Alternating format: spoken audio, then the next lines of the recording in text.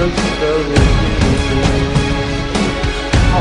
الكهف والرقيم أولياء الله کا ذکر قرآن کریم میں ہے. اصحاب الکہف اولیاء اللہ انبیاء بھی نہیں ہیں, اولیاء اللہ غیر میں ہیں بیچارے. اللہ تعالیٰ فرماتا ہے فَانُوا مِنْ آیَاتِنَا عَجَبًا, اور ہماری عجیب نشانیاں. لیکن دین کی ذمہ داری صرف علماء پر بھی نہیں بلکہ ہر اس شخص پر جو پڑھتا ہے لا الہ الا اللہ محمد رسول اللہ صلی اللہ تعالی علیہ وسلم.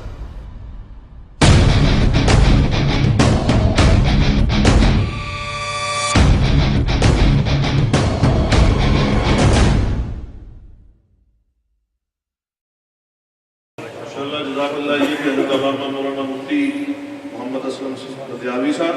اب میں نعت رسول مقبول صلی اللہ علیہ وسلم کے لیے دعوت دیتا ہوں جناب رسول اللہ بٹ صاحب کو جو مائک پر تشریف لائیں اور نعت رسول مقبول صلی اللہ علیہ وسلم پیش کریں.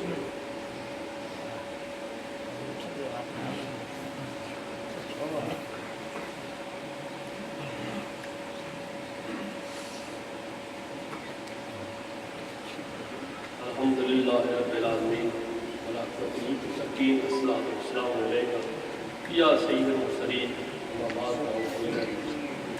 بسم اللہ الرحمن الرحیم. صدر دیر وقار پیر طریقت رہبر شریعت حضرت علامہ مولانا پیر زیر القاب صاحب صدیقی مدد ذیلہ یادی, پیر طریقت رہبر شریعت جناب سید عرفان صاحب مشتی صاحب, معزز علماء کرام, سامعین السلام علیکم ورحمۃ اللہ وبرکاتہ. حضرت نے اجازت دی تو میں چند اشعار نعت کی پیش کر کے اجازت چاہوں گا, کیونکہ ان اشعار کا تعلق بھی پیر طریقت رہبر شریعت حضرت علامہ مولانا پیر عبدالوہاب صاحب صدیقی رحمہ کے ساتھ ہے کہ آپ کے آخری وصال کے دن ہے. ڈاکٹروں نے اس چیز کا آغاز فرما دیا کہ آپ صرف اور صرف 1 ماہ کے لیے زندہ ہیں, تو آپ نے فرمایا ویلیو نہیں انشاءاللہ تعالی, اللہ تعالیٰ کے فضل و کرم سے بہت وقت ہے. ان کے کہنے کی جو بات ہے وہ میں تسلیم نہیں کرتا, تو صاحب ناظران سے فرمایا کہ آپ مجھے اسی مہینے کے مدینہ شریف لے جائیں. تو جب آپ تشریف لے گئے تو کچھ چیر پر آپ کو مدینہ شریف لے جایا گیا. میں ان باتوں کا اس طرح لیے ذکر کر رہا ہوں کہ ہم نے ان کے ساتھ الحمدللہ یورپ میں, کیونکہ یہاں پر تو بہت کثیر تعداد علماء کی موجود ہے, بیلجیم میں, یورپ کے دوسرے حصوں میں, جبکہ دوسری نسل ابھی پروان چڑھ رہی ہے, اس میں آپ پیر طریقت رہبر شریعت کا اس طرف جانا اور ہم جیسے نوجوانوں کو اسلام اور دین کی طرف لے جانا ایک ان کا بہت بڑا مجاہدانہ اور کرامات بھی تھی. اور آپ بسلسلہ 10-12 سال اپنی حیات میں وہ ادھر تشریف لے جاتے رہے اور انہوں نے بہت سی مساجد کے قیام فرمائے, اور ان مساجد میں ایک مساجد جامعہ اسلامیہ جو برسل میں قائم ہے ان کا قیام بھی عمل میں لایا ہے. میرا ان سے یہ تعلق عرصہ 30 سال سے ہے, جبکہ پیر قبلہ زین صاحب ایک چھوٹے سے بالکل یعنی کہ لبوں کے ساتھ دعائیہ کو بھی کلمات استعمال کرتے تھے اور نعت خوانی کا چند الفاظ استعمال کرتے تھے. اس وقت کی میں بات عرض کر رہا ہوں آپ سے. بلکہ بات یہ ہے کہ جب آپ مدینہ شریف تشریف لے گئے تو جب آپ 1 ماہ کے بعد واپس آئے تو الحمدللہ آپ نے 1.5 سال تک یورپ میں اور انگلینڈ میں اپنی تقاریر اور دین کے خدمت کا سلسلہ جاری و ساری رکھا. لیکن وہ سلسلہ اسی لیے کہ دور جدید میں جو کہ اس وقت بہت اس چیز کو دیکھا جاتا ہے کہ طبی لحاظ سے, سائنسی لحاظ سے بہت زیادہ جو ہے سائنس ترقی کر چکی ہے، لیکن اس کے بعد ہمارا جو ایمان ہے اللہ تعالیٰ اور اللہ کے رسول پر ہے۔ میں انہی چند الفاظ کے ساتھ 2 شعر جملوں سے عرض کر کے اجازت چاہوں گا۔ آپ صلاۃ و سلام کا بعد میں انشاءاللہ تعالیٰ درود پاک پڑھیں۔ صلی اللہ علیہ یا رسول اللہ وسلم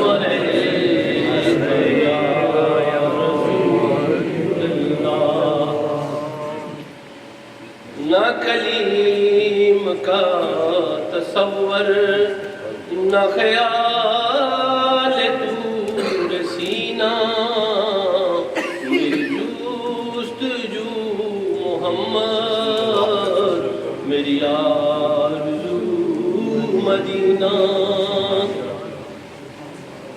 مجھے دشمنوں نہ چھیڑو، میرا ہے کوئی جہاں میں ابھی پکار لوں گا، نہیں دور ہے مدینہ، قدیم کا تصور نہ خیال دور سینہ۔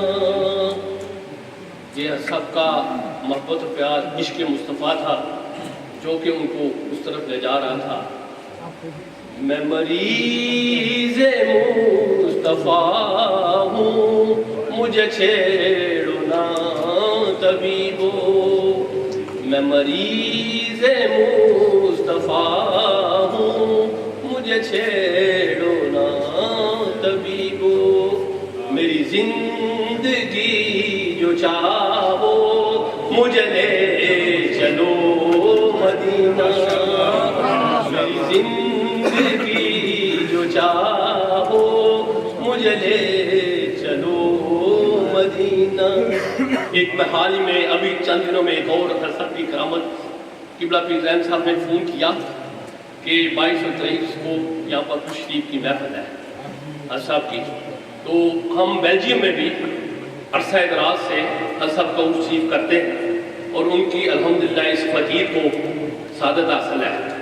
تو 22-23 کا دن تھا، میں نے کہا حضرت وہاں پر بھی عرس شریف کی محفل کا پروگرام رکھا ہوا، تو قدرت نے ایسا کارنامہ کیا، وہاں پر اوباما صاحب تشریف لا رہے ہیں، ایک ہفتہ آگے ہو گیا، وہاں پر 15-16 کو عرس شریف ہو گیا، کیونکہ میری حاضری ادھر تھی۔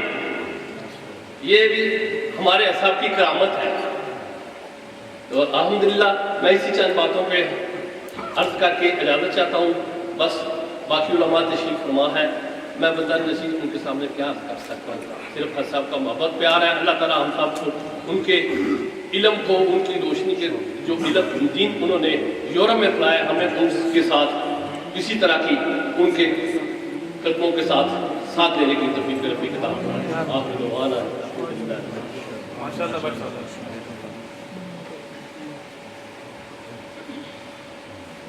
ماشاءاللہ، یہ تھے جناب رسول اللہ بٹ صاحب بیلجیم سے، جنہوں نے سرکار دو عالم صلی اللہ علیہ وسلم کی مدح ثنائی بھی فرمائی، اور حضرت صاحب رحمۃ اللہ علیہ کے بارے میں بھی اپنی گزارشات پیش کی۔ اللہ تعالیٰ قبول و منظور فرمائے، اور اللہ عز و جل ہم سب کو اس پاک محفل کے فضل و برکات سے مستفید ہونے کی توفیق عطا فرمائے۔ اب میں بغیر کسی تاخیر کے میں زحمت خطاب دینا چاہتا ہوں صاحبزادہ پیر ظہیر الدین صاحب صدیقی آستانہ عالیہ مہرنے شریف، ان کی خدمت میں ادباً گزارش ہے کہ وہ تشریف لائیں اور اپنے خطاب سے سب کو محظوظ فرمائیں۔ نعرہ تکبیر، ادارگی کا ثبوت ہے، نعرہ تکبیر، نعرہ رسالت، نعرہ حیدری، علماء اہل سنت، آستانہ عالیہ مناظر اعظم، آستانہ عالیہ مہرنے شریف۔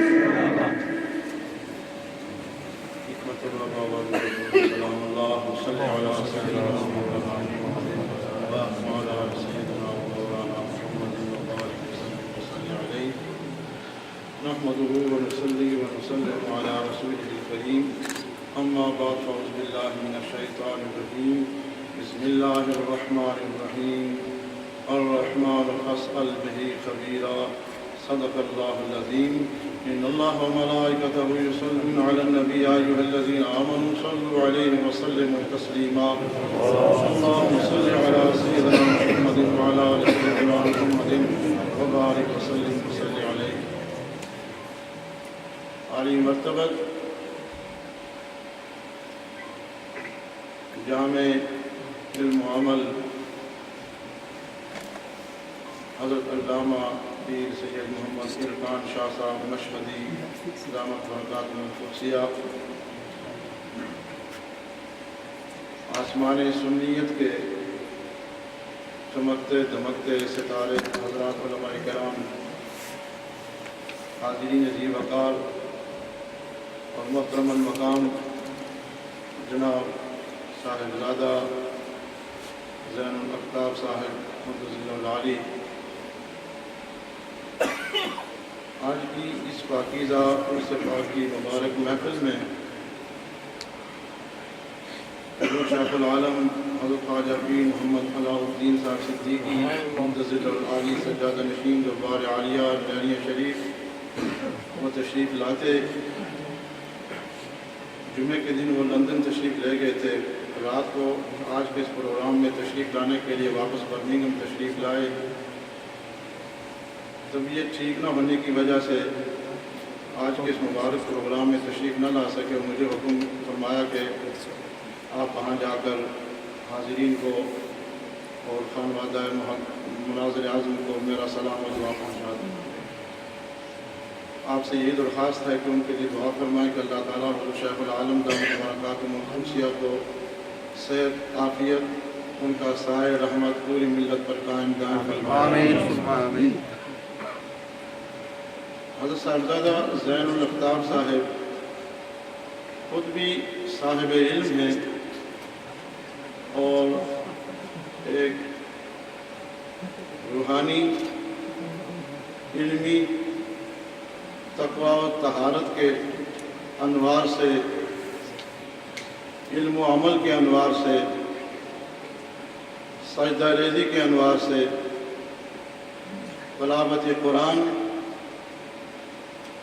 اتباع رسول صلی اللہ علیہ وسلم اور اطاعت مصطفیٰ صلی اللہ علیہ وسلم کے انوار سے اس خانوادے کا ہر فرد ان انوار سے ان کا ظاہر اور باطن منور بھی ہے، روشن بھی ہے. اس خاندان کی بے شمار خدمات ہیں، تحریری طور پر، تقریری طور پر، مناظروں کی صورت میں. یہ دن کو تعلیم و تعلم میں مصروف رہتے، رات کے پچھلے پیر مصلی بچھا کر اللہ کو راضی کرتے رہتے. دن کو درس و تدریس کا سلسلہ قائم رہتا، رات یاد محبوب میں گزر جاتی. دن کو واعظ نصیحت میں دن گزر جاتا، رات کو کبھی قرآن کی تلاوت میں گزار دیتے، کبھی سجدوں میں گزار دیتے، کبھی رونے دھونے میں گزار دیتے. اللہ اس خاندان کے ہر فرد کو عظمتوں سے سرفراز فرمائے. بات مفتی صاحب نے بڑی خوبصورت کی تھی. میں خطاب تقریر کا نہ یہ وقت ہے نہ مناسب سمجھتا ہوں. غذا اتنی بہتر ہے جو بندہ ہضم کر سکے اور اگلی غذا کے لیے معدہ پھر تیار ہو جائے. شیخ کی بات کی انہوں نے، اہل علم و عرفان نے شیخ کی یہ تعریف کی ہے: الشیخ من یحیی السنۃ ویمیت البدعۃ وَيَكُونُ أَقْوَالُهُ وَأَفْعَالُهُ حُجَّةً لِلنَّاسِ.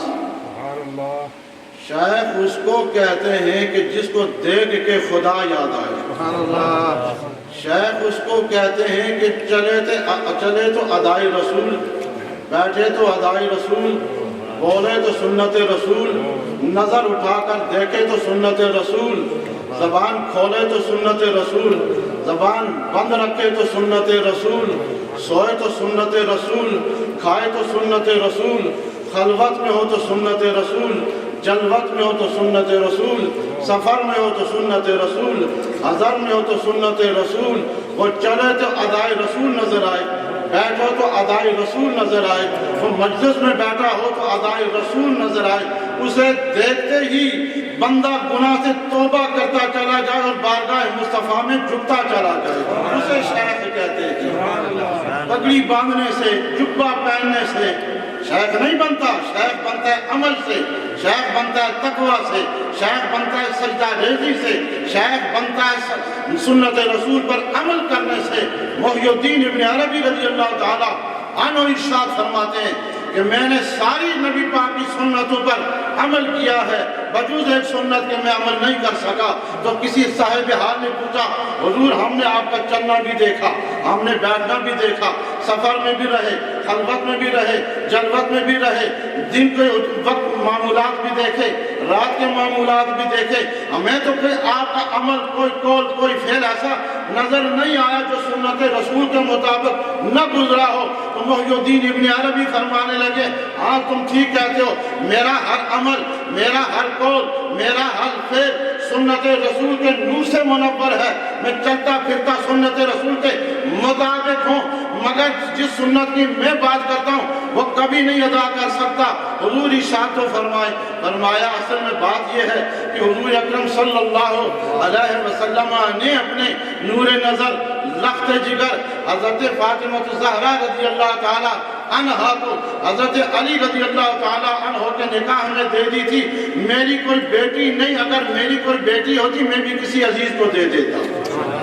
الشیخ من یحیی السنت، وہ سنت کو زندہ کرتا ہے، بدعت کو مٹاتا ہے، اس کے اقوال افعال لوگوں کے لیے حجت بن جاتے ہیں۔ جہاں جس شیخ کے پاس جاؤ سب سے پہلے دیکھو اس کا عمل کیسا ہے، اس کا بولنا کیسا ہے، اس کا دیکھنا کیسا ہے، اس کی نشست و برخاست کیسے ہیں، اس کے معمولات کیسے ہیں، دن کے معمولات کیسے ہیں، رات کے معمولات کیسے ہیں، جلوت میں کیسا ہے، خلوت میں کیسا ہے، بولتا کیسے ہے، کھاتا کیسے ہے، چلتا کیسے، یہ سارے دیکھتے چلے جائیں، سارے معمولات دیکھتے چلے جائیں، پھر دیکھیں کہ سنت رسول کے مطابق ہے، شریعت کے مطابق ہے، اس کے پاس بیٹھنے سے خدا یاد آتا ہے، اس کے پاس بیٹھنے سے نبی پاک کی ذات مبارکہ یاد آتی ہے، اور ان کے پاس بیٹھنے سے اس کے مصطفیٰ کی شمع روشن ہوتی ہے، اور جہنم سے خوف پیدا ہوتا ہے، جنت کی طرف رغبت پیدا ہوتی ہے، اس کی مجلس میں بیٹھنے سے گناہ سے نفرت پیدا ہو، اور دنیا کو دین پر غالب کرنے کا جذبہ نہ پیدا ہو، بلکہ ہر مقام پر ہر جگہ دین ہی کو غالب کرنے کا داعیہ پیدا ہو، تو سمجھ لو یہ شیخ بھی ہے، یہ مرشد بھی ہے۔ اگر ایسی کیفیت نہ ہو، نہ اس کے ہاتھ میں ہاتھ دیجیے، نہ اس کو دیکھیے، نہ اس کی مجلس میں رہیے۔ اسی وجہ سے اللہ نے ارشاد فرمایا، الرحمن فاسأل بہ خبیرا، میرے بارے میں اگر پوچھنا ہو تو علیم نہیں فرمایا، علم والا نہیں فرمایا، فرمایا خبیر سے پوچھنا۔ اے عارفن، محی الدین فرماتے اے عارفن کہ جس کو میرا عرفان حاصل ہو اس سے پوچھنا، وہ تمہیں بتائے گا میں کیسے ملتا ہوں، کب ملتا ہوں، کس طرح ملتا ہوں، میں کب ملوں گا، کس طرح ملوں گا۔ عارف کو تلاش کرو گے، مرشد کو تلاش کرو گے، وہ تمہیں بارگاہ مصطفیٰ میں لے جائے گا، کبھی بارگاہ خدا میں جھکانے کی تعلیم دے گا۔ اللہ تعالی ہم سب کو شریعت پر چلنے کی توفیق عطا فرمائے، اور طریقت کے اصولوں پر کاربند رہنے کی توفیق عطا فرمائے۔ وما علینا الا البلاغ۔ سبحان اللہ والحمد للہ ولا الہ الا اللہ۔